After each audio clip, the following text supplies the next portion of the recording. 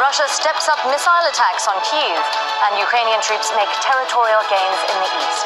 Volodymyr Zelensky secures more weapons from Western allies, but will it make a difference on the battlefield? And does diplomacy stand a chance? This is Inside Story.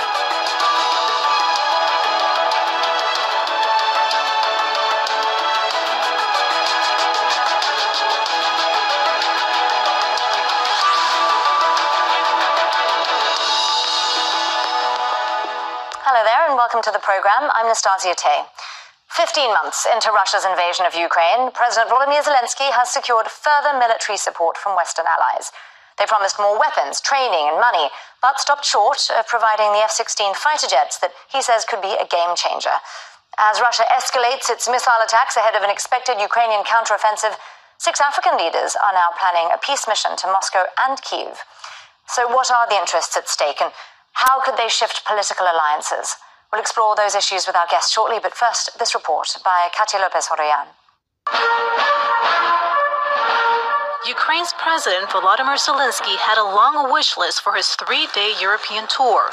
Much of it was granted, with leaders promising billions of dollars worth of missiles, tanks, and drones.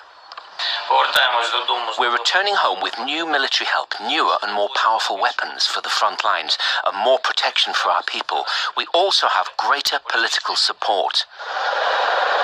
However, his request for F-16 fighter jets has been rejected, with pilot training programs offered instead. Which will mean that we're training Ukrainian citizens to become absolutely combat-ready aircraft pilots, and particularly whether it comes to NATO tactics as well, because that's an important part of the long-term relationship between our countries.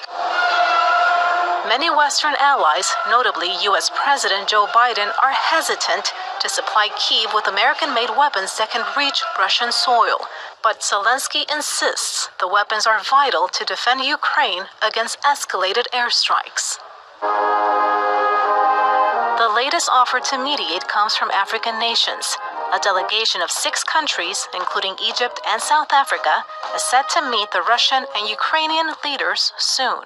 President Putin and President Zelensky agreed that they would be willing to receive a mission of the African heads of states in both Moscow and Kyiv. Most African nations have abstained from voting on UN resolutions condemning the invasion.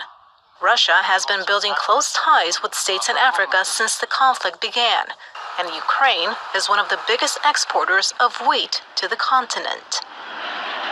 15 months into the war, the list of countries attempting to broker peace between Russia and Ukraine is spreading across regions.